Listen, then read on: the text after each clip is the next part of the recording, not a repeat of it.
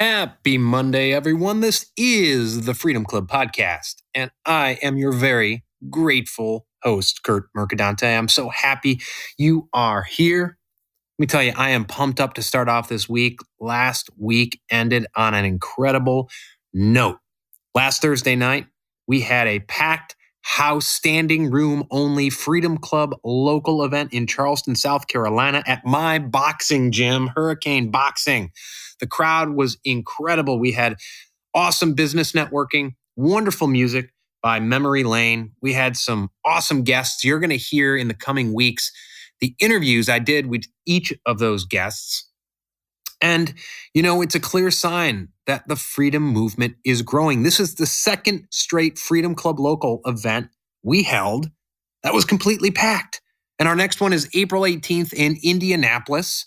In June, we're going to go to DC, Denver. We're going to be in Chicago. I think we're going to be in New York City every month leading up to November 8th, which is the Freedom Club Festival. I'm going to be announcing that soon and giving each and every one of you the ability to buy a pre-sale ticket and register and grab your spot for the festival. For today's podcast, I feature my opening keynote that I gave at Freedom Club Local Charleston last week. Some of the things in this keynote you've heard me say before, but they are all worth repeating. It's about living a life of freedom and fulfillment. It's about choosing to do so. It's about shit-canning the term work-life balance and seeking alignment. It's about defining your lifestyle and reverse engineering it to today so you start living it today. I hope you enjoy today's episode, which again is taken from the keynote I delivered at Freedom Club Local Charleston last week. I hope you enjoy it. Welcome to the Freedom Club podcast, where we strive to pull you out of your life of quiet desperation, out of your comfort zone of misery, and propel you into a life of freedom and fulfillment. And now, here's your host for this journey, international speaker and coach, and serial entrepreneur, Curt Mercadante. And what does that mean? Well, it means different things to different people. And a lot of people come to me and they say, well, I'm scared to talk to you because I'm worried you're going to say, quit your job and move to the mountains. Now, maybe, if that's right for you. But I'm an unashamed free market capitalist guy, right? And so I love money. But I look at money differently than I used to. I built 3 successful businesses. They all did 6 figures in the first year. I had a 7-figure agency, and I hated it. I was miserable. About 5 years into it, I wanted to give it up. I was overwhelmed. I was frustrated. And I tried a lot of self-help programs, like the books, and they say, do 36 handstands in the morning like Richard Branson does. And if you do that, you too will be a billionaire like Richard Branson. I'm exaggerating, but a lot of those self-help programs are like that. They try to get you to mimic a system or process based on the behaviors that may or may not work for someone else. And we are all unique human beings. We all have unique talents, which I'll talk about in a little bit.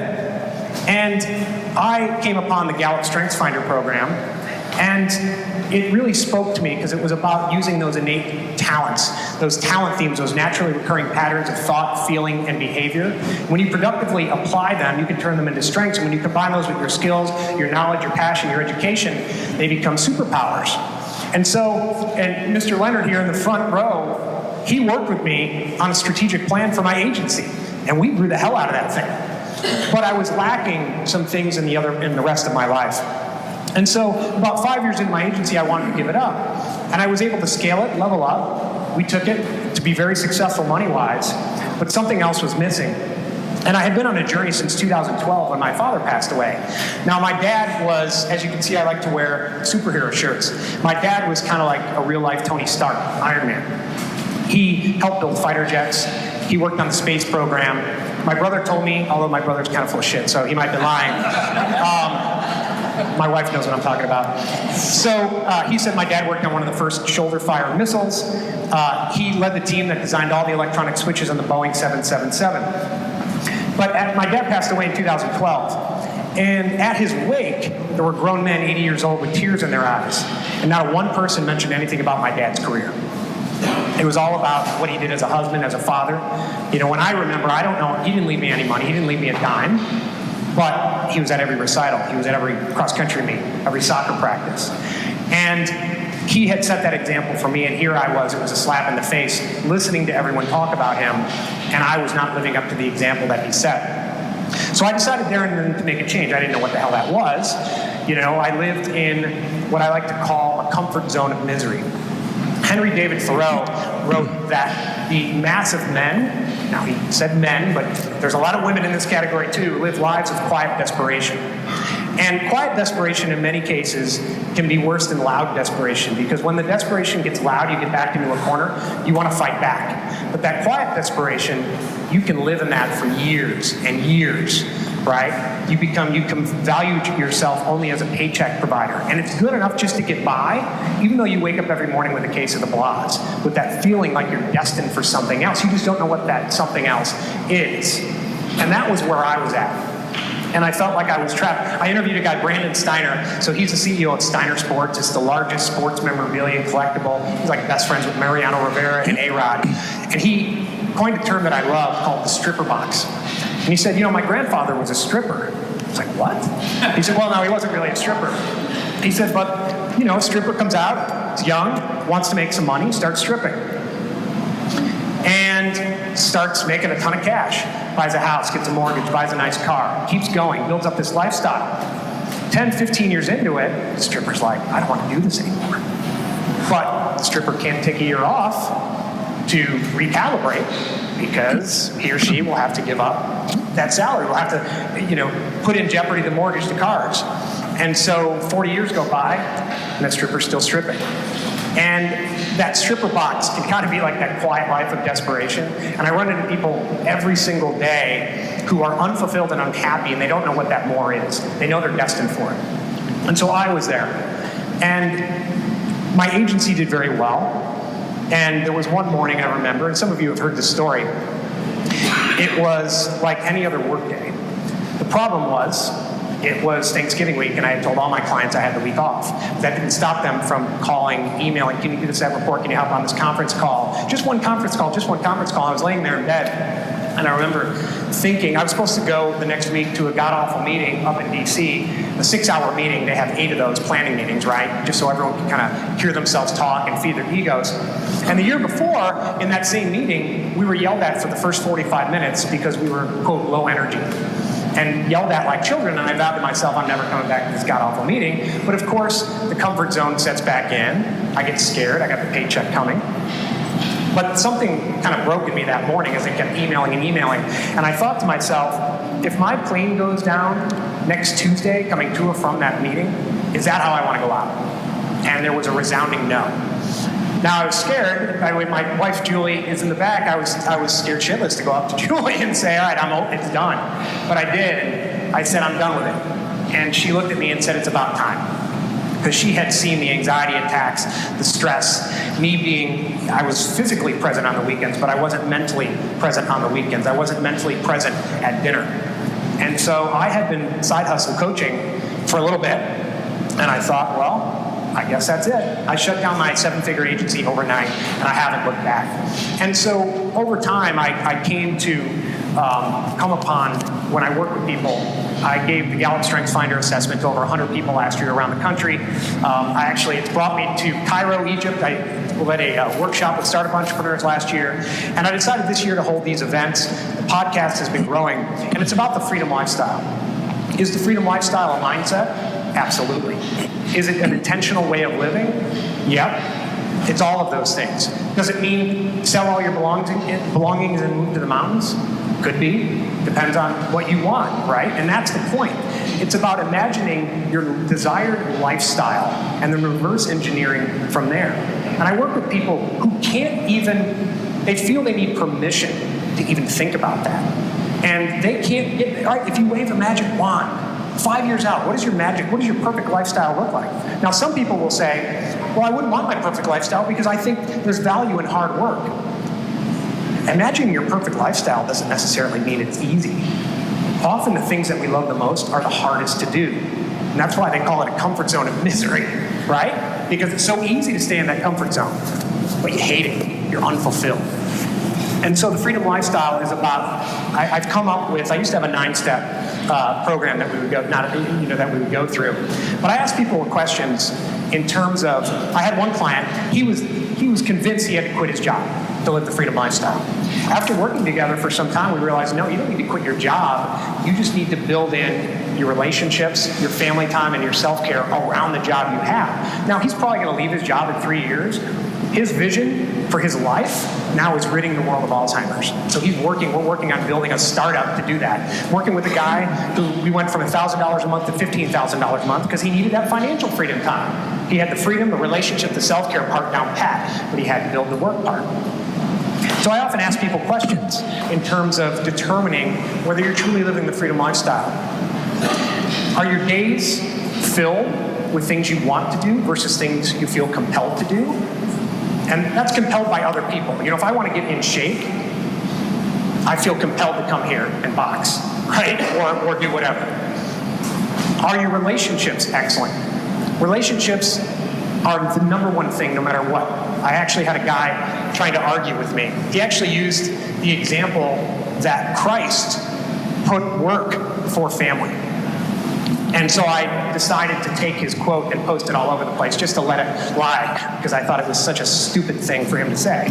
But your relationship, Harvard has done a study, it's 80 plus years. It's the number one study of fulfillment and happiness. So they started over 80 years ago with these undergrads, and they asked them, what do you think the key to happiness is going to be in your life? And they all said title, status, money. 80 plus years later, not even close. It's all about relationships, so you have to invest in those relationships or you will never truly be free. Is your health and fitness excellent? Or are you a prisoner of pharmaceuticals? Are you a prisoner of bad lifestyle choices? If your health and fitness isn't excellent, you're going to be a prisoner and you're never truly going to be free. Do you solely live for nights and weekends? Do you get that feeling in your chest when you wake up every Monday morning, Monday after Monday, that it's just another day, that you hate getting up in the morning? You know, I hate the term TGIF, thank God it's Friday. Why not thank God it's Monday or Tuesday or Wednesday? And if you're living just for nights and weekends, something's broken and you have to fix it. So these are some of the questions I ask folks. You know, another one is, if you are married or have some sort of significant other, do you go on at least 2 dates per month? And I posted this in my Facebook group, and it was so interesting. It was like split down the middle. Half the people were like, only 2 a month? Oh my gosh. The other half were, oh gosh, we could never find time for 2 a month. It's so expensive to go on dates. I'm like, take a walk on the beach, grab a beer together, whatever it is. But again, it always goes back to relationships. So these are some of the things that I ask people to consider if they're truly living the freedom lifestyle. You know, it's a life of want versus a life of convulsions. Well, maybe that too, perhaps. A life of compulsion. It's, you know, society likes to put us in buckets. Freedom lifestyle is maybe about creating your own bucket, looking at conventional wisdom, perhaps saying thanks but no thanks, I'm going to do it my own way. Because society talks about championing the individual and uniqueness, but then when it comes down to it, a lot of times when you step outside of that zone, they try to, you better get right back in line. What the hell are you thinking? So I call it coerced conformity, but it's about making your own way, creating your own bucket, whatever that means, whatever you want to do, defining that perfect lifestyle. So I used to have a 9-step program. I've distilled it down to 5. I call it the Freedom 5, the 5 pillars of the freedom lifestyle. Number 1 is superpowers. I already talked about that. I had a lot of people think they're playing to their strengths, and really what they're doing is playing to their skills. So I had a friend, he was from high school, and he came to me, he didn't understand the difference between skills and strengths. He was a former semi-pro baseball player. I said, okay, did you hit right-handed or left-handed? He said, right-handed. So what if at the beginning of the year, of the season, you know, to your the manager said, hey, we're going to have you hit from the left side of the plate all year long? He said, well, I'd hate it. I'd be mad. I'd suck. I'd get benched or I'd quit the team. I said, right. Hitting is a skill. Whether you're right-handed or left-handed, that's your talent. That's what you turn into your strength. When you invest in both and you combine them, you combine your passion, your education, your skill, your knowledge, that's when you turn them into superpowers. 90% of Fortune 500 companies use the StrengthsFinder assessment, and they find that when people are in their superpower zone, they're more profitable, they're more efficient. And just think, I often have people also write a sentence 3 times with their dominant hand. I use my strengths every day. They're done with that. It's done like that. Then I have them do it with their non-dominant hand, and it takes like a minute and a half, 2 minutes, it's sloppier. But often, even when we build our own businesses, we put ourselves in a position of hitting from the left-handed side of the plate all day long. Sometimes our bosses make us do it as well. The second is, some people call it vision, some people call it your life outcome. Former Congresswoman and author Claire Booth Luce, she was sitting with J.F. Kennedy, and she was worried that he was spreading himself too thin, and she said, listen, the lives of all great people can be summed up in one sentence, and she called that your life sentence. So if I said to you, he kept the Union together and freed the slaves, who am I talking about? And she gave example after example after example of people you know that from. What's your life sentence? What's that 1 or 2 sentences, whether you die in 20 minutes from now or 20 years, that you want people to say about your life and your legacy? And invariably, when I do workshops, someone yells from the back, "He worked his ass off." I'm like, really? That's what you want all your surviving relatives, your grandkids to know about you? You know, I think back to my father's wig. And it has to sum up your family, yourself, and your work. The impact. Combine the purpose you want to have on this earth with the impact you want to have on people and leave the world. Which leads me to the next one, which is alignment. A lot of people in society are chasing work-life balance. Work-life balance is absolute bullshit. Okay? Because a lot of people think about work-life balance, and here's what they do. I'm going to put my head down and bury the work for a week or two. Then I'm going to come out for air, then maybe take a vacation. And during that 2 weeks, by the way, they ignore their relationships, they ignore their family, and they ignore their self-care. And they convince themselves it'll all balance out after 2 weeks. Well, the weeks turn into months, turn into years, turn into decades, turns into, you know what? When I'm 65 years old, it's all going to balance out. But there's no guarantee. We all know people in our family and friends that you're going to make it to 65, or that you're going to make it to 65 with your health intact to then somehow enjoy life because you've been waiting until then to do it. You know, we know people in our family and friends, right? Stroke, knee replacement, heart attack, cancer, almost like clockwork at 65. So you can either wait for 65 and hope you're there, and hope you make it in one piece, or you can start living now. But it takes aligning the 3 facets of your life, family, self, and work, in a way that works for you. The fourth pillar is outcomes. You take that vision, that desired outcome that you set for your life, and you reverse engineer it to today. So that every single day, there's 3 things you need to do. Every year, every month, every week, every day. So when I ask you, what did you get done today? What did you achieve today? You don't say, oh gosh, I was so productive. I got 20 things done on my to-do list. That's just getting more stuff done. What did you actually achieve today? It's 3 things. If it's more than 3 things, you're doing too much. But 3 things. Listen, there's going to be stuff that happens, but you got to be able to know what you can say no to, because saying no is one of the biggest superpowers of all, and what you can really focus on. And the 5th pillar is flow, getting in that state of optimal experience. There's a lot of public speakers out there who talk about the grind. And you got to grind. You'll sleep when you're dead. And it's BS. You show me someone, all right, if you're a bricklayer, I'm not talking about the bricklayer. I'm not talking about the manual laborer. But for most of the people in this room, if you show me someone who's working 14 or 15 hours a day, I guarantee I can leave 8 hours minimum out of their day. Because we base our lives on inputs instead of outcomes.